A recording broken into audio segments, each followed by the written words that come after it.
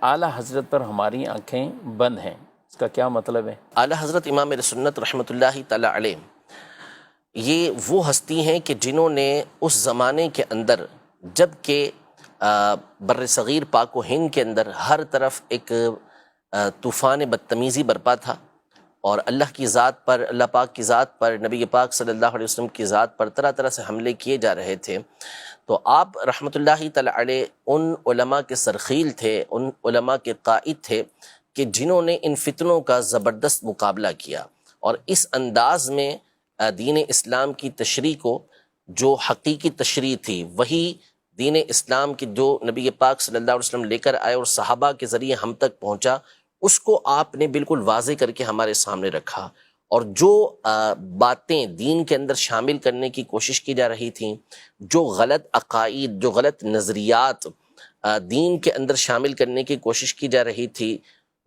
اولیاء پر، صحابہ پر، اہل بیت پر، انبیاء پر، حتیٰ کہ اللہ کی ذات پر جو اعتراضات کیے جا رہے تھے، ان کے بارے میں جس طرح کے غلط نظریات اور عقائد کو بیان کیا جا رہا تھا، ان تمام نظریات اور عقائد کا دلائل کے ساتھ آپ نے رد کیا۔ تو بالکل واضح طور پر اسلام کی صحیح تصویر کو امام اہل سنت الشاہ امام احمد رضا خان رحمۃ اللہ تعالی علیہ نے ہمارے سامنے پیش کیا۔ آپ نے کوئی نئی بات بیان نہیں کی، یعنی ایسی نہیں کہ جو ایسی صحابہ نہیں یا کہ جو دین آپ نے جو ہے اپنے طور پہ بیان کی ہو، اپنے انداز میں وہی باتیں کہ جو دین اسلام کی صحیح تشریح ہمیشہ سے علماء کرتے ہوئے آ رہے ہیں، اسی بات کو آپ نے بیان کیا، اور آپ کی ان تعلیمات کو، جو تعلیمات آپ بیان کرتے رہے، جو چیزیں آپ بیان کرتے رہے، اس کو اس زمانے کے علماء نے بھی ٹھیک، اور بعد کے علماء نے بھی تسلیم کیا۔ کبھی ایسا نہیں ہوا کہ بات تو کر سکتے ہیں، کوئی بات کرتا ہے کہ جی ہمیں اختلاف ہو سکتا ہے، یہ ہو سکتا ہے، لیکن کون سی بات کہ جس سے اختلاف کیا جائے گا، وہ بات بھی تو پیش کی جائے نا۔ جی تو امام اہل سنت رحمۃ اللہ تعالی علیہ نے جو باتیں کی ہیں وہ اپنی جانب سے کی ہی نہیں ہیں۔ آپ نے چاہے وہ عقائد کی بات میں تو کوئی کلام ہو ہی نہیں سکتا نا، بالکل، کیونکہ اختلافی مسائل جو ہوتے ہیں وہ تو فروعیات کے اندر ہوتے ہیں، فقہی مسائل کے اندر ہوتے ہیں۔ عقیدہ تو مسلمانوں کا متفق علیہ ہے۔ کون اس بات کے بارے میں گفتگو کر سکتا ہے کہ نبی پاک صلی اللہ تعالیٰ علیہ وسلم کے بعد کوئی دوسرا نبی آ سکتا ہے؟ تو جب اعلیٰ حضرت کے سامنے یہ بات کی گئی اور اس زمانے کے اندر یہ فتنہ برپا کیا گیا کہ نبی پاک صلی اللہ علیہ وسلم کے بعد کوئی دوسرا نبی آ جائے تو نبی نبوت کے اوپر کوئی فرق نہیں پڑے گا، ختم نبوت پہ کوئی فرق نہیں پڑے گا، آ جاتا ہے، یعنی امکان کی بات کی گئی، تو امام اہل سنت رحمۃ اللہ تعالی علیہ نے اور دوسرے علماء نے دلائل کے دریا بہا دیے، تو اس سے کوئی انکار کر سکتا ہے؟ ہرگز نہیں کر سکتا۔ جو ختم نبوت کے حوالے سے یہ گفتگو بھی کرے کہ نبی پاک صلی اللہ علیہ وسلم کے بعد کسی دوسرے نبی کا آنا ممکن ہے، تو پھر اس صورت میں ظاہر ہے کہ مسلمان متفق ہو کر اس کا رد کریں گے، اس کو کفر قرار دیں گے، تو اس میں کیا اختلاف ہو سکتا یعنی یہاں امکان بھی نہیں ہے۔ ہے؟ امکان بھی نہیں۔ اسی طرح اللہ پاک کے لیے جھوٹ کو ماننا، اللہ پاک کی طرف جھوٹ کی نسبت کرنا، تو اب اگر کسی بھی مسلمان کے سامنے یہ بات کی جائے گی تو اس کا رد ہی کرے گا نا، اس کا جواب ہی دے گا، تو اس میں کس کا اختلاف ہو سکتا ہے؟ اسی طرح نعوذ باللہ کوئی شیطان اور ملک الموت کے علم کو نبی پاک صلی اللہ علیہ وسلم کے علم سے بڑھ کر بتائے، تو کون سا مسلمان اور خاص طور پہ کون سا عالم ہوگا جو اس کو کفر قرار نہیں دے گا؟ اس کو کفر ہی قرار دے گا۔ اسی طرح کوئی نبی پاک صلی اللہ علیہ وسلم کے علم غیب کے حوالے سے توہین والی بات کرے اور آپ کے علم کو طرح طرح کی غلط تشبیہات دے، تو پھر اس کے کفر ہونے میں کیا کون کلام کرے گا؟ کوئی کلام نہیں کرے گا۔ تو آپ رحمت اللہ تعالی علیہ نے جو دین کے اوپر باتیں اس طرح کی آ رہی تھیں، اس کی جامع تشریح کر کے ان چیزوں کا رد کیا۔ اسی کو مسلک اعلیٰ حضرت کہتے ہیں۔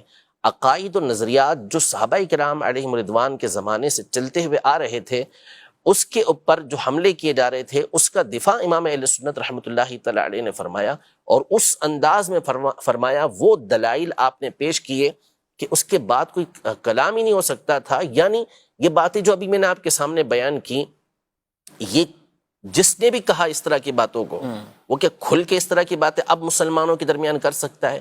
ہرگز نہیں کر سکتا۔ کیوں؟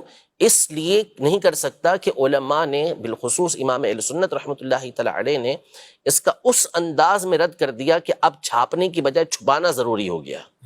ٹھیک ہے، ورنہ اگر یہ رد نہ کیا جاتا تو چھپانے کی بجائے چھاپا جاتا۔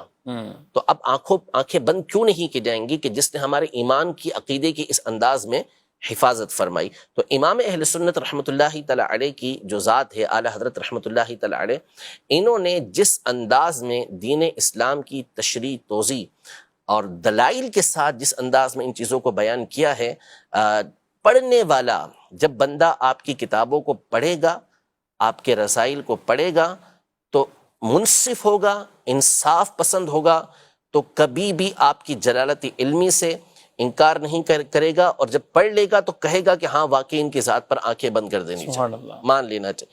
مصیبت مسئلہ ہمارے یہاں پر یہ ہے، پرابلم ہمارے یہاں پر یہ ہے، دور ہے سوشل میڈیا کا، جی اور انسان ہمیشہ سے شہرت کا طالب رہا ہے، یا تو دولت کا طالب رہا ہے یا شہرت کا طالب رہا ہے. اور یہ حب جاہ حب مال حب دونوں. جا حب مال یہ ہمارے یہاں پر ہمیشہ رہتا ہے. اور اب ظاہر ہے کہ ذریعہ ہے، بدنام ہو جاؤ تو بھی نام ہو جائے گا، ٹھیک ہے نا، اور کس اچھے طریقے سے کام کر لو تو بھی اگر نام ہو گیا تو ہو گیا، بدنام ہو کر نام جلدی ہو جاتا ہے ہمارے دور کے اندر.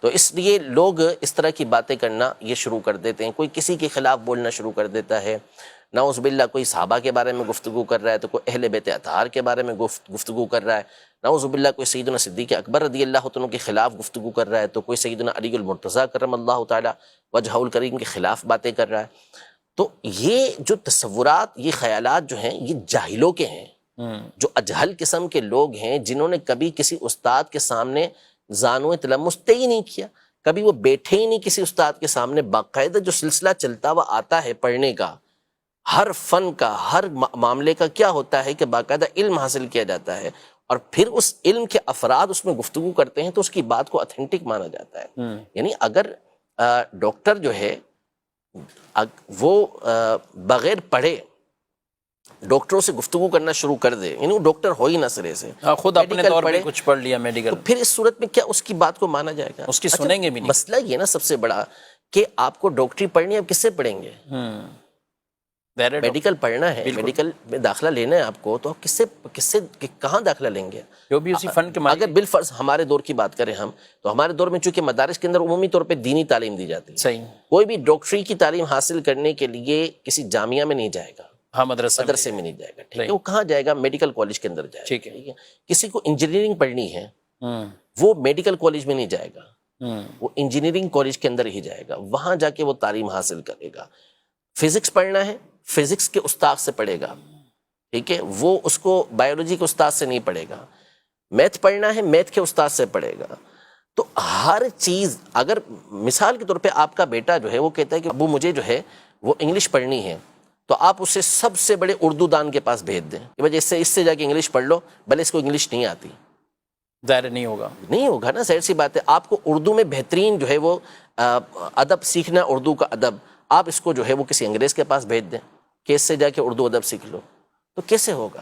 تو اسی طرح جو دین ہے وہ دین کس سے سیکھا جائے گا؟ صحیح، دین کا علم بھی آپ اسی سے حاصل کریں گے نا کہ جو اس کا ایکسپرٹ ہو، جس نے اس کی تعلیم حاصل کی ہو. اب جس کو الف سے بے دین کی آتی نہیں، جس کو عربی عبارت تک پڑھنا آتی نہیں، وہ کہ میں قرآن و حدیث کو خود سمجھ سکتا ہوں، کتنا بڑا ظلم ہے. یعنی امام اعظم ابو حنیفہ رحمۃ اللہ تعالی علیہ، امام شافعی رحمۃ اللہ تعالی علیہ، امام شافعی نے 10 سال قبیلہ حذیل کے اندر گزارے، جو عرب کا فصیح ترین قبیلہ تھا. کس لیے گزارے؟ تاکہ عربی زبان کے اندر ایسی خود عربی ہیں، ایسی مہارت حاصل کر لیں کہ قرآن و حدیث کو صحیح طریقے سے سمجھ سکیں، جو اس کے معانی اور مفاہیم اس کو صحیح طریقے سے سمجھ سکیں. پھر اس کے بعد ان کی خداداد ذہانت اپنی جگہ پر، اور علم دین کے لیے الگ تگ و دو اپنی جگہ پر. اب کوئی شخص آتا ہے جس نے کبھی پڑھا ہی نہیں ہے، آ کے وہ کہتا ہے کہ جس طرح میں نے قرآن کو سمجھا اس طرح تو امام شافعی بھی نہیں سمجھے. پھر کیسے کہیں گے اس بات کو؟ کیسے تسلیم کریں گے آپ کے بات؟ یعنی آپ بڑے بڑے جو فلاسفر ہیں ان کے مقابلے میں آپ ہماری بات کو تسلیم نہیں کریں گے. اگر ہم کوئی حکمت والی بات کہیں تو نہیں، اس کی بات معتبر ہے زیادہ. وائی؟ کیوں؟ اس لیے کہ وہ اس کا فن ہے، آپ اس کی بات کو تسلیم کر رہے ہیں، ہماری بات کو تسلیم نہیں کریں گے. کیوں؟ اس لیے کہ آپ کا یہ کام نہیں ہے. میں میڈیکل کی کوئی بات آپ کو بتا دوں، میں ڈاکٹری کی کوئی بات آپ کو بتا دوں، انجینئرنگ کی کوئی بات آپ کو بتا دوں، جو میں نے اس کتاب سے پڑھ لی، اس کتاب سے پڑھ لی، تو میری بات تسلیم نہیں ہے. اس کی بات کیوں تسلیم ہے؟ اگر میں نے ابتدائی تعلیم حاصل کر لی چلے اس کی میڈیکل کی، تو بھی میری بات ویسی معتبر نہیں جیسے کہ 50 سال پرانے ڈاکٹر کی بات معتبر ہے. بالکل کیوں؟ اس لیے کہ اس کا تجربہ ہو چکا، وہ مجھ سے زیادہ پڑھ چکا. لیکن جہاں دین کی بات آتی ہے تو ہماری آنکھیں پتہ نہیں بند ہونے کی بجائے اور زیادہ عجیب سی ہو جاتی ہیں. تو اس لیے جو اسلاف ہیں، بزرگان دین ہیں، یہ ایک پورا ٹاپک ہے. اگر میں اس پر گفتگو کرنا چاہوں کہ متقدمین اور متاخرین کے علم کے درمیان کیسا فرق ہے، تو اس پر علماء کی 50 نصوص موجود ہیں کہ متقدمین یعنی پرانے علماء کے جو علمی رسوخ ہوتا تھا، ان کی مضبوطی ہوتی تھی، وہ اس قدر زیادہ ہے کہ امام ذہبی رحمۃ اللہ تعالیٰ علیہ جیسی ہستی نے فرمایا کہ جب آپ نے ابو بکر الاسماعیلی رحمۃ اللہ تعالیٰ کی ایک کتاب کا مطالعہ کیا، مسند فاروق کا، تو آپ نے فرمایا میں نے جان لیا کہ متاخرین متقدمین کے حفظ کے برابر پہنچ ہی نہیں سکتے. ایسے کئی نصوص علماء کی موجود ہیں. تو اس لیے ہمیشہ اپنے بزرگوں کا دامن تھام کے رکھیں، اسلاف کا دامن تھام کے رکھیں. ہمیں کہا گیا اہدنا الصراط المستقیم، ہمیں سیدھے راستے پر چلا. صراط الذین انعمت علیہم، راستہ ان کا جس پر تو نے انعام کیا، اور وہ انبیاء، شہداء، صدیقین، صالحین، نیک لوگ ہیں، پارسا لوگ ہیں.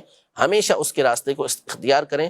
فرمایا وَمَن يَتَّبِعْ غَيْرَ سَبِيلِ الْمُؤْمِنِينَ نُوَلِّهِ مَا تَوَلَّى وَنُصْلِهِ جَهَنَّمَ، کہ جو مسلمانوں کے راستے کے علاوہ کوئی اور راستہ اختیار کرے گا، ہم اس کو اسی طرف پھیر دیں گے اور اس کو جہنم کے اندر داخل کر دیں گے. تو مسلمانوں کا راستہ کون سا ہے؟ وہ یہی راستہ ہے کہ جس کے اوپر اہل سنت چل رہے ہیں، جس پر ائمہ اربعہ کے مقلدین چل رہے ہیں. وہ راستہ نہیں ہے کہ جس پر جہلا چل رہے ہوں، وہ راستہ نہیں ہے کہ جس کے اندر بزرگوں کی توہین ہو رہی ہو، وہ راستہ نہیں ہے کہ جس میں صحابہ و اہل بیت کو جو ہے وہ 2 ٹکے کا نعوذ باللہ قرار دیا جا رہا ہو، جس میں جو ہے وہ نبی پاک صلی اللہ تعالیٰ علیہ وآلہ وسلم کی ذات کے حوالے سے گفتگو کی جا رہی ہو. یہ کون سا راستہ ہے؟ یہ بزرگوں کا راستہ کب سے بن گیا؟ ہرگز ایسا نہیں ہے. تو ہمیشہ اسلاف کے بزرگوں کے دامن کو مضبوطی کے ساتھ تھام کے رکھیں.